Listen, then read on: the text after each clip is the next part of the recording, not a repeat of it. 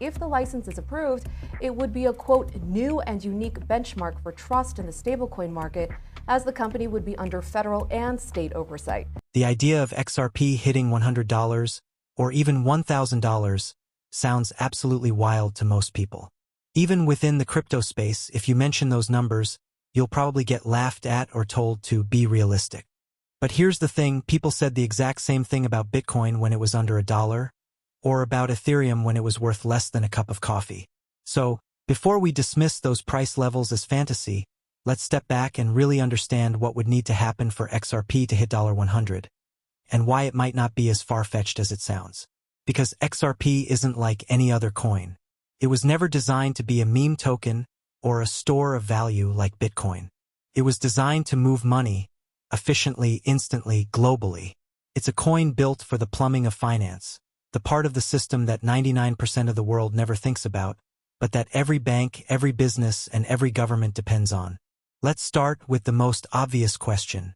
If XRP ever hit $100, wouldn't the market cap be way too high? Good question. Let's do some simple math.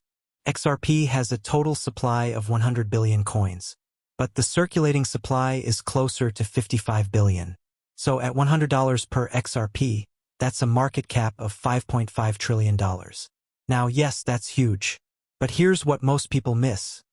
The market cap of XRP doesn't need to come from retail investors.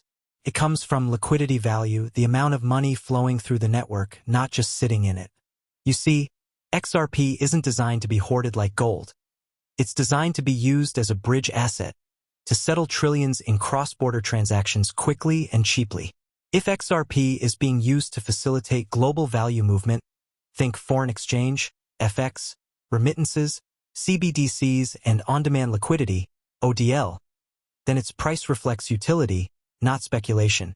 Now, let's look at the potential scale of that utility. Every single day, the foreign exchange market moves over $7.5 trillion. The global remittance market moves over $800 billion per year. And by 2030, it's estimated that the tokenization of assets, bonds, real estate, stocks, and commodities could unlock over $16 trillion worth of liquidity. Here's where things get interesting. XRP doesn't need to capture all of that. It just needs to move a fraction, even 1 to 3% of that flow, and its value could skyrocket. Think about it. If XRP were used to settle $1 trillion per day, and even a tiny sliver of that needed to be held as liquidity within the network, you're talking about hundreds of billions of dollars in value flowing into the ecosystem. That's when price isn't determined by hype. It's determined by necessity. And Ripple's not sitting around waiting for permission. They've already built the infrastructure. ODL, on-demand liquidity, is live in over 70 countries, partnering with payment providers, fintech firms, and even central banks exploring digital currency pilots. Ripple has turned what was once a crypto project into a global payment system, quietly replacing outdated systems like SWIFT with faster, cheaper, more efficient rails. Here's what most people don't realize. When Ripple's liquidity network starts handling larger institutional volumes, whether it's banks settling CBDCs, corporations managing cross-border payments, or asset tokenization platforms integrating XRP, the price per coin will have to adjust to handle that liquidity demand. In other words, price follows utility. And if the utility being unlocked is in the trillions, then triple-digit XRP isn't crazy, it's mathematically logical. Now, let's address the elephant in the room, timing. Because people don't just want to hear if XRP can hit $100 or $1,000, they want to know when. The truth? This won't happen overnight. Ripple's roadmap isn't a get-rich-quick story. It's a global infrastructure shift, and those take time. But what's happening now, the court clarity, the institutional pilots, the partnerships with governments, are all setting the stage for the next financial cycle, where utility tokens finally take center stage. And when that happens, XRP's value won't be about speculation anymore. It'll be about how much liquidity the system needs to function. So while the skeptics focus on short-term price charts, the smart money, the institutions, the early holders, the ones who see the writing on the wall, are positioning for what's coming after mass adoption. Because here's the truth. The global financial system doesn't need another store of value. It needs a universal bridge asset. And XRP was built to be exactly that. When people think about crypto, they usually imagine decentralized networks competing with the banking system, Bitcoin versus the dollar, Ethereum versus Wall Street. But Ripple took a completely different path. Instead of fighting the system, Ripple decided to upgrade it. And that's what makes XRP so misunderstood and so powerful. Let's break it down. Ripple's core mission has always been simple: to make value move as easily as information does. Today, if you send a text message, it reaches the other side of the world in seconds. But if you try to send money across borders, it can take days, and you lose a big chunk in fees along the way. The infrastructure that handles global payments is built on technology that's decades old, like SWIFT, which was launched back in the 1970s. Ripple looked at that inefficiency and said, "We can fix this." That's where XRP comes in. XRP isn't just a cryptocurrency. It's the bridge asset for the new digital economy. It allows two completely different currencies, from two different countries, to settle instantly, without the need for pre-funded accounts, intermediaries, or long waiting times. This is what Ripple calls on-demand liquidity, ODL, and it's already changing how money moves globally. Here's how it works. When a business in Japan wants to send money to a partner in Mexico, they don't need to hold pesos in a Mexican bank anymore. Instead, they can use XRP as a bridge. The yen is converted to XRP in seconds, transferred across the ledger, and then converted back into pesos on the other end, all in under 5 seconds. That process replaces what used to take 3 days and cost up to 6 to 8% of the transaction. With XRP, the cost drops to fractions of a cent. And this isn't just theory. Ripple's ODL network is live across Asia, Europe, the Middle East, Africa, and the Americas. Partners like Tranglo, SBI Remit, Lemonway, and Bitso are already using it to process millions in payments. In some regions, ODL has grown over 400% year over year. But what's even more exciting is Ripple's move beyond remittances into CBDCs and tokenized assets. In 2023, Ripple started actively working with central banks to help them develop digital currencies using a private version of the XRP ledger. The Republic of Palau is one of the early adopters, and other nations are now exploring pilot programs with Ripple's technology stack. This is massive because central banks move trillions in value. If XRP's underlying technology becomes part of how digital currencies are issued, moved, or exchanged, we're talking about integration at the infrastructure level, not just payments.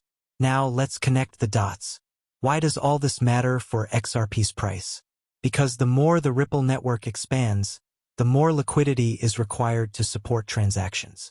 Think about how oil powers the global economy, not because everyone's trading oil, but because it's the fuel that keeps everything running. XRP plays a similar role, acting as the liquidity fuel for the new digital financial system. And this is where most people underestimate Ripple's reach. Ripple isn't just partnering with random fintech startups. We're talking about relationships with global payment providers, remittance giants, and banking networks that already move billions every single day. Ripple's technology has been integrated into systems that touch hundreds of banks, including Santander, Bank of America, Standard Chartered, and SBI Holdings. Even the Federal Reserve's Faster Payments Task Force included Ripple as part of its recommended technology framework. This isn't some distant, maybe one-day vision. This is happening quietly right now. And while the crypto market obsesses over meme coins and short-term pumps, Ripple has been building the financial rails of the future, one country, one corridor, one partnership at a time. Let's look at another key piece of the puzzle, Ripple Liquidity Hub. It's Ripple's gateway for institutions to access crypto liquidity, designed for banks, businesses, and payment providers that want to offer digital assets to their clients. It aggregates liquidity from multiple exchanges and sources, and guess what asset sits at the center of that system? XRP. This hub positions Ripple as a kind of Amazon Web Services for money, providing the back-end infrastructure that powers the digital economy. You might not see the name Ripple every time you make a cross-border payment in the future, just like you don't think about AWS when you watch Netflix, but it'll be there working behind the scenes. So when people ask, what will make XRP go to $100? The answer isn't hype, it's adoption at scale. As more banks, remittance firms, and governments connect to RippleNet, the volume of liquidity that must flow through XRP grows exponentially. The more money moves, the higher the price per XRP must be to efficiently facilitate that liquidity. And here's the part that gives XRP a unique advantage: efficiency scaling. XRP's network can handle 1,500 transactions per second, with near-zero energy consumption and transaction costs.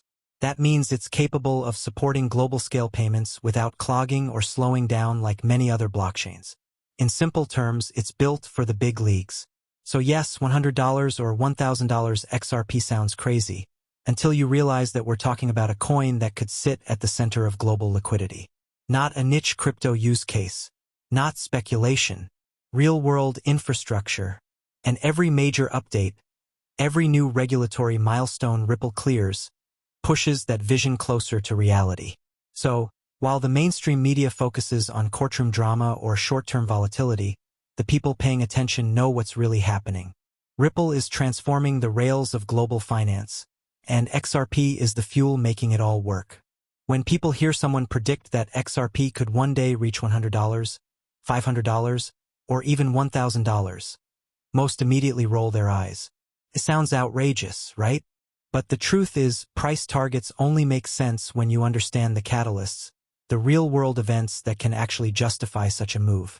So let's break down what would need to happen for XRP to even have a shot at those numbers, step by step. For years, the biggest cloud hanging over XRP has been the SEC lawsuit, a battle that's dragged on since late 2020. But that case isn't just about Ripple. It's about the entire crypto industry's future in the US. Now, imagine what happens once XRP is fully declared not a security, not in partial rulings or gray areas, but clear regulatory certainty. That ruling would open the floodgates. Institutions that have been sitting on the sidelines, banks, hedge funds, payment providers, will finally be able to hold and use XRP without legal hesitation. You see, money doesn't like uncertainty. Institutional money, especially, only flows into assets that are safe from regulatory risk. Once that risk disappears, XRP instantly moves from being a controversial coin to a legally green-lighted liquidity asset. That kind of clarity is priceless, and it's the first major catalyst that can unlock real adoption on a massive scale. Ripple has already won key victories in court, including Judge Torres ruling that XRP sales on exchanges do not constitute securities. The momentum is in Ripple's favor. Once the final chapter of this legal saga closes, expect the institutional wave to begin. Let's talk about the big money players, the banks, the cross-border networks, and the payment giants. Ripple's on-demand liquidity, ODL, is already being used across several corridors. But what happens when it's adopted by Tier 1 global institutions? Think about this for a second. SWIFT handles roughly $5 trillion every single day in global transfers. If Ripple's network even captures 1% of that, that's $50 billion in daily liquidity demand, potentially flowing through XRP. And if the system scales to 5%, 10%, or beyond, you're suddenly looking at trillions in liquidity being supported by a digital asset with a fixed supply of 100 billion XRP, and less than half actually in circulation. This is simple math. When demand for liquidity goes up and the supply stays limited, price has to rise. The more ODL corridors Ripple opens, the more transactions need XRP to bridge currencies. And here's where it gets interesting. Ripple's liquidity hub and partnerships with banks, payment processors, and CBDC pilots are all building toward a global settlement layer where XRP plays the bridge role seamlessly. In that system, XRP doesn't need retail hype to move, it just needs adoption. The third catalyst is perhaps the most underestimated one: central bank digital currencies, CBDCs. Governments all around the world, from China to the EU to the US, are actively researching or testing digital versions of their national currencies. And guess what's missing from that ecosystem? Interoperability. If every country creates its own closed CBDC network, the world ends up with dozens of isolated systems that can't talk to each other. That's where Ripple comes in. Ripple's technology, particularly the XRP ledger, XRPL, offers the perfect foundation for bridging CBDCs together, enabling cross-border interoperability between digital currencies. Ripple has already announced collaborations with The Republic of Palau for a USD-backed stablecoin pilot. Bhutan's central bank for CBDC exploration. Several unnamed central banks working on pilot programs. If Ripple's private ledger becomes a universal CBDC bridge, XRP could sit at the heart of the global digital money system, facilitating settlements between digital currencies representing entire nations. Think about that scale. We're not talking about millions or even billions. We're talking about trillions of dollars in liquidity that could flow through systems connected by XRP. That's a setup where $100 or even $1,000 per XRP doesn't sound like fantasy. It sounds like a logical consequence of exponential liquidity growth. The next step, and arguably the most transformative, is integration with legacy financial infrastructure. Ripple isn't just building for the crypto community. They're building for the world's financial system. And lately, the clues are everywhere. Ripple joined the ISO 20022 standard body, the same protocol that the IMF, BIS, and major global banks are adopting for real-time payments. ISO 20022 is the new messaging standard that enables rich data transfer, instant settlements, and interoperability between institutions. Guess which digital asset is one of the few ISO 20022 compliant coins? XRP. And guess what else? XLM, XDC, QNT, ALGO, and IOTA, the so-called ISO 20022 coins. That means XRP isn't just crypto anymore. It's now in sync with the system. Once ISO 20022 becomes fully active globally, which many central banks target between 2025 and 2026, institutions will have a ready-made reason to plug Ripple's technology directly into their payment networks. Imagine the Federal Reserve, the ECB, or the Bank of England moving digital payments that settle instantly across borders, powered by Ripple's rails. That's not the far future. That's the logical next step in the evolution of money. Now here's the part that most people forget. Supply mechanics. There will only ever be 100 billion XRP. Ripple holds a portion in escrow, releasing it periodically to maintain liquidity, but the circulating supply is gradually decreasing as more XRP gets locked up by institutions and used in transactions. If RippleNet adoption continues and more entities start holding XRP as a bridge asset, we'll likely see a liquidity squeeze. In other words, more demand, less freely available supply. And when you pair that with increased institutional participation, that's a recipe for explosive price action. If XRP becomes the bridge asset for CBDCs, stablecoins, and global cross-border settlements, it would need a much higher valuation to support the required liquidity volume. For example, to move $1 trillion a day efficiently, the asset backing those flows needs a market cap large enough to handle that velocity without extreme volatility. That's where XRP's theoretical price targets of $100 to $1,000 start making sense. At $100 per coin, XRP's total market cap would be around $10 trillion, roughly equivalent to gold's total valuation. That might sound huge, but remember, gold's market cap is based on store of value demand. XRP's would be based on global utility and transactional liquidity, two very different functions. Finally, the last major catalyst is when retail and institutional use collide. Up to now, most of XRP's demand has been speculative traders, long-term holders, and early adopters. But as banks, remittance providers, and governments start using it behind the scenes, we'll enter a new phase. Real-world utility meets retail momentum. At that point, every major catalyst aligns. Legal clarity, institutional adoption, CBDC interoperability, ISO 20022 integration, scarcity from liquidity lockup. When those factors converge, the narrative flips. XRP won't be the coin that might one day win its case. It'll be the coin that powers the next financial system. And when that realization hits the market, when headlines start showing Ripple's partnerships with governments, banks, and multinational networks, retail investors will rush in after the institutions. That's when the real parabolic phase begins. The path to $100 or $1,000 per XRP isn't based on hype. It's based on infrastructure, integration, and inevitability. Ripple is solving trillion-dollar problems, and XRP is the tool that makes that solution work. Once the world's financial plumbing fully upgrades to digital rails, XRP's role as the global bridge asset won't be optional. It'll be essential.